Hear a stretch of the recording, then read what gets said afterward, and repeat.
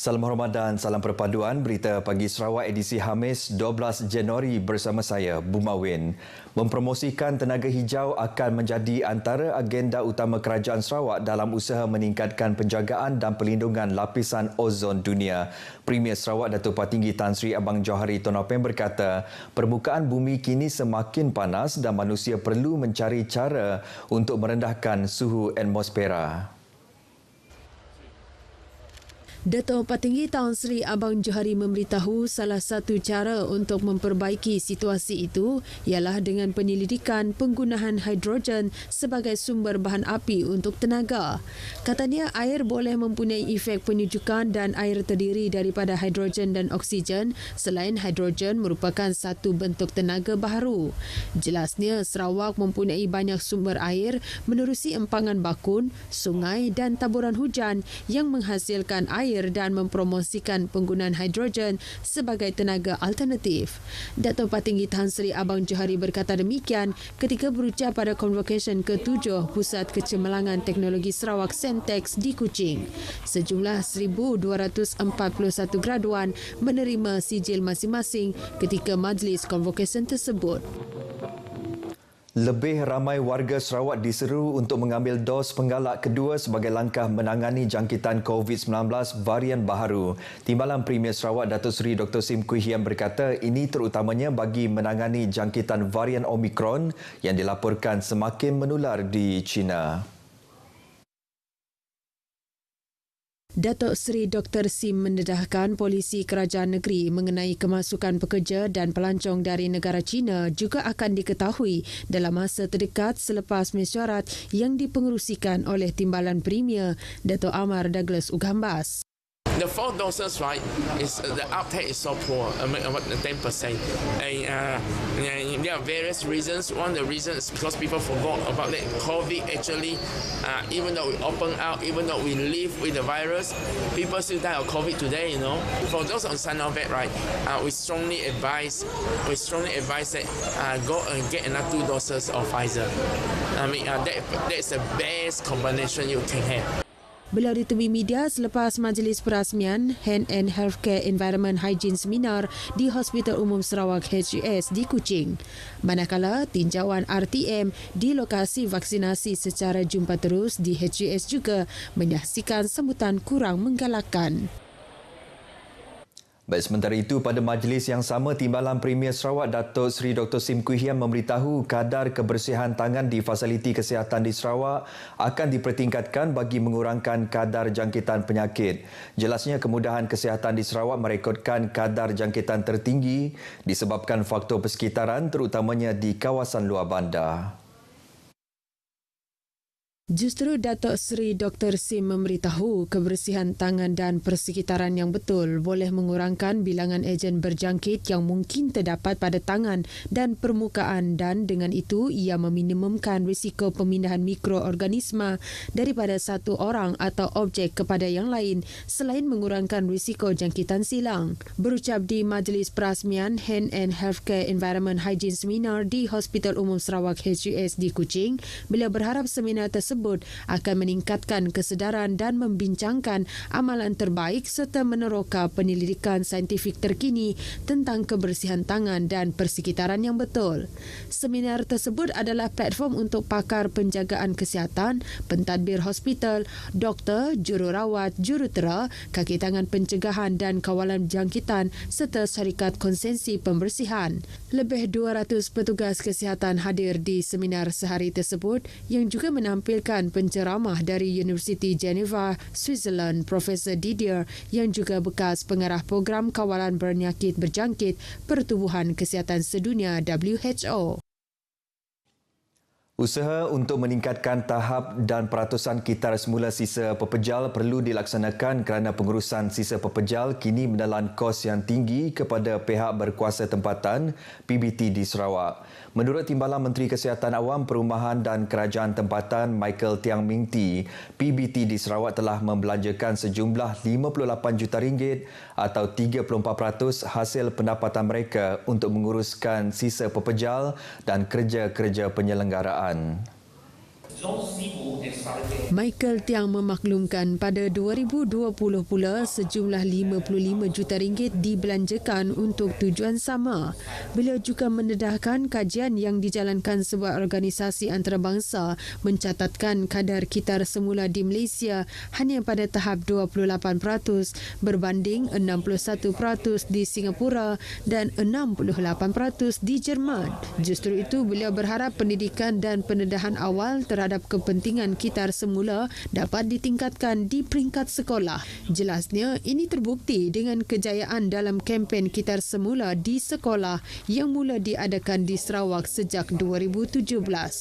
Tahun ini katanya kempen serupa bagi Zon Sibu dan Serikeh telah melibatkan sebanyak 42 sekolah iaitu 33 sekolah rendah dan 9 sekolah menengah di bawah bidang kuasa Majlis Perbandaran Sibu, Majlis Daerah Luar Bandar Sibu dan Majlis Daerah Serikeh. Zon Sibu and Serikeh has collected the significant amount of 111,344 kilograms of recycled items over the period of 6 months, starting on 1st May 2022 and ending on 28 October 2022. Beliau berkata demikian pada majlis penyampaian hadiah pertandingan kitar semula peringkat sekolah Zon Sibu dan Zon Serikeh di Sibu. Pertandingan tersebut dimenangi oleh Sekolah Jenis Kebangsaan Cina Hang Kuang bagi kategori sekolah rendah dan Sekolah Menengah Kebangsaan Metodis Sibu bagi kategori sekolah menengah. Tabung Baitul Mal Sarawak TBS akan terus bergiat aktif dalam membantu golongan yang memerlukan bantuan terutamanya golongan asnaf di negeri ini. Menurut Pengurus Besar TBS, Datuk Abang Muhammad Shibli Abang Muhammad Naili, usaha tersebut akan dilaksanakan melalui 4 program utama TBS. Itu tanggungjawab kita dan kita hendaklah memastikan mana-mana keperluan mereka bagi mereka yang berhak, khususnya asnaf dan juga mereka yang terkesan. Tujuan kita menggunakan dengan kaedah 4 program kita. Program yang pertama dari segi keperluan untuk membiayai mereka dalam bab pelajaran atau pendidikan, dan kedua ialah dari segi membantu mereka dalam hal kebajikan untuk memenuhi keperluan-keperluan asas, dan yang ketiga ialah untuk institusi Islam, organisasi-organisasi yang melaksanakan aktiviti dan kerja-kerja mereka untuk pembangunan ummah atau pembangunan masyarakat. Dan yang keempat, kita turut melaksanakan usaha untuk memberi kemahiran kepada mereka yang memerlukan. Beliau berkata demikian pada Majlis Seminar Zakat Peringkat Lawas Anjuran Tabung Baitul Mal Sarawak di Lawas. Datuk Abang Muhammad Shibli memaklumkan sejumlah 84.7 juta ringgit hasil agihan zakat telah disampaikan kepada golongan asnaf setakat 31 Disember lepas menerusi 4 program utama tersebut. Terdahulu dalam ucapannya, beliau berkata bagi daerah Lawas 114,310 telah diagihkan kepada 7 penerima bantuan di bawah program mengukuhkan tradisi keilmuan dan program memantapkan kebajikan ummah. Bisnes Event Sarawak Best Sarawak menandatangani perjanjian usaha sama dengan Persatuan Pengurusan Konvensyen Profesional PCMA sebagai rakan strategik untuk membangunkan jurnal antarabangsa acara dan legasi perniagaan di Amerika Utara dan seluruh dunia. Best Sarawak dalam kenyataan berkata perjanjian itu dimeterai di Ohio, Amerika Syarikat sebagai sebahagian daripada acara PCMA Convening Leaders 2023 pada Selasa lalu. Menteri Pelancongan, Industri Kreatif dan Seni Persembahan Datuk Seri Abdul Karim Rahman Hamzah yang menyaksikan acara itu berkata perkongsian strategik dengan PCMA dijangka membuka peluang untuk menjalinkan kerjasama dengan rangkaian luas audiens dan ahli persatuan itu. Beliau berkata Sarawak adalah destinasi baharu bagi penganjuran acara pemikiran kepimpinan dan inovasi.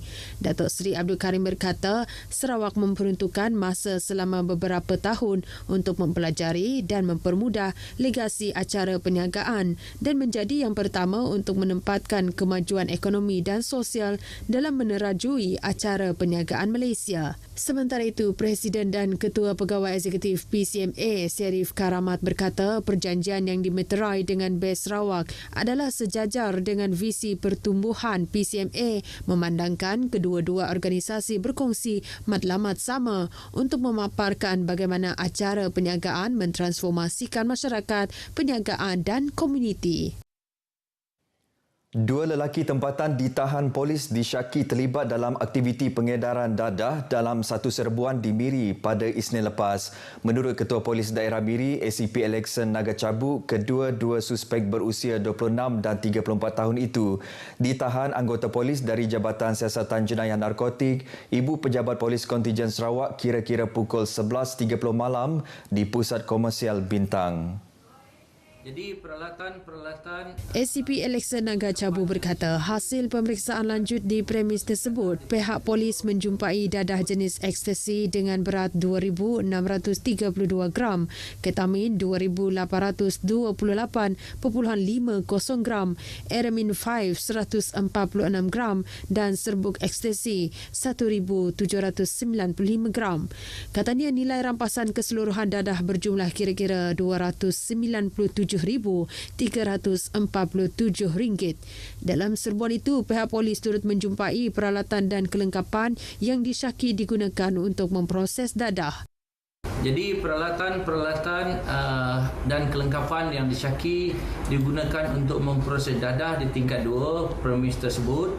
Kita telah pun menjumpai mangga kunci, lepas tu pencetak bernombor siri dan juga mesin pengisar jenama Philip dan juga mesin sealer jenama Ruming, satu alat penimbang, 2 bungkus gula putih bertanda CSR dan juga 2 bungkus serbuk perisa mangga, 1 bungkus serbuk putih dan juga pil cutter dan mesin plastik. Tambah beliau, selain itu turut disita ialah sebuah kenderaan, barang kemas dan sejumlah wang dengan jumlah keseluruhan sitaan ialah RM162,620. Sementara itu, kedua-dua suspek ditahan reman sehingga 17 Januari bagi membantu siasatan. Kes tersebut disiasat di bawah Seksyen 39B Akta Dadah Berbahaya 1952. Jika disabit kesalahan, boleh dihukum gantung sampai mati atau jika tidak dihukum mati, boleh dipenjara seumur hidup dan dikenakan sebatan tidak kurang 15 kali. Sekian, salam perpaduan. Jumpa lagi.